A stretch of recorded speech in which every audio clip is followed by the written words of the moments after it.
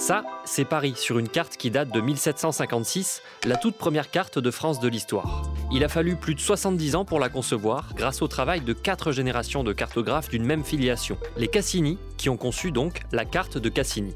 Dans la famille, on a donc l'arrière-grand-père Giovanni Domenico, le grand-père Jacques, le père César François et le fils Jean-Dominique, qui s'appelle comme son arrière-grand-père, la boucle est bouclée. En 1745, Cassini II, deuxième génération donc, accompagne le roi Louis XV sur une bataille en Belgique contre les Autrichiens. Le roi demande une carte. Il n'y a pas de bonne carte. Il fait une carte très rapidement. Le roi voit cette carte et se dit « c'est exactement ça qu'il me faut ». Donc il me faudrait une carte pour la France en 86 feuilles. Jacques Cassini revient de Flandre avec une mission scientifique et politique. Créer une carte qui sera aussi une démonstration de force royale. Jusque-là, il y en avait des cartes, mais assez approximatives. Cassini II va s'appuyer sur le travail de son père, un brillant astronome italien, repéré et invité par Colbert pour monter un observatoire à Paris.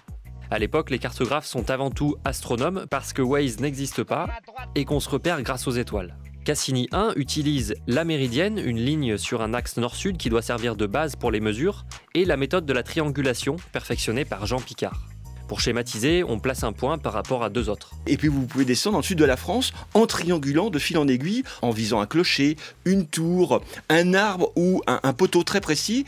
Et vous avez une précision extraordinaire de quelques secondes de degré. Et vous progressez comme ça. C'est ça la triangulation. Il faut donc marcher, beaucoup, et s'armer de patience. Fabriquer la carte va prendre 75 ans. À l'époque, la moyenne d'espérance de vie est de 40 ans. Avec son collègue Philippe de La Hire, il opère une chaîne de triangles jusqu'à Bourges au sud et Béthune au nord, travail poursuivi par leurs fils respectifs jusqu'à Perpignan et Dunkerque. On envoie des arpenteurs partout pour répertorier les forêts, les châteaux, les routes et remonter les infos à Paris. Pour viser des points hauts, on construit parfois des estrades en bois, ce qui s'avère être une bataille. Dès que des administrateurs royaux débarquaient, la population locale se disait « aïe aïe aïe, on va augmenter nos impôts ». Bon. C'est souvent vrai, mais pour la carte de Cassini, ça n'a pas été vrai du tout. Sauf que pour construire ces estrades, il fallait prendre le bois là où il était. Donc les équipes de géomètres arpenteurs n'étaient pas toujours très bien reçues par la population, loin de là. Pendant la guerre de 7 ans, le roi coupe les financements, alors César François Cassini III trouve des actionnaires pour sponsoriser l'opération. La carte de Cassini sera estimée à plus de 800 000 livres, ce qui doit représenter quelque chose comme, pour l'époque, 4% des rentrées fiscales de l'État. Aujourd'hui, ça représenterait quoi, 5 ou 6 milliards d'euros. Le travail de relevé s'étend jusqu'à la Révolution, puis une armée de petites mains s'attelle à la mise en forme, orchestrée par Cassini IV.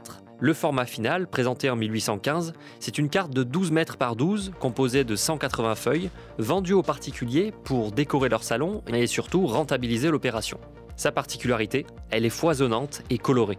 On y voit les faubourgs, les buttes, les petits cours d'eau disparus dans la cartographie moderne. Cassini a des discours expliquant que finalement, on n'utilise pas une carte pour se déplacer. Exactement le contraire de ce que j'ai appris enfant sur les genoux de mon père avec une carte Michelin.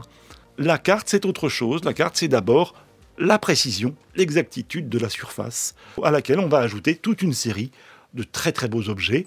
La méthode de la carte de Cassini fait des émules ailleurs en Europe, mais à peine présentée, elle est quasi obsolète. On déplore des approximations ou l'absence du relief, et à sa sortie, un projet de carte d'état-major est lancé.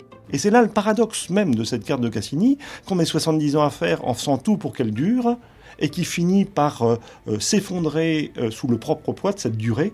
Heureusement, cette carte a été numérisée par la BNF et l'IGN, et vous pouvez aller vous y balader sur le site de Géoportail. Mais c'est très prenant, faites attention de ne pas y rester pendant 4 générations.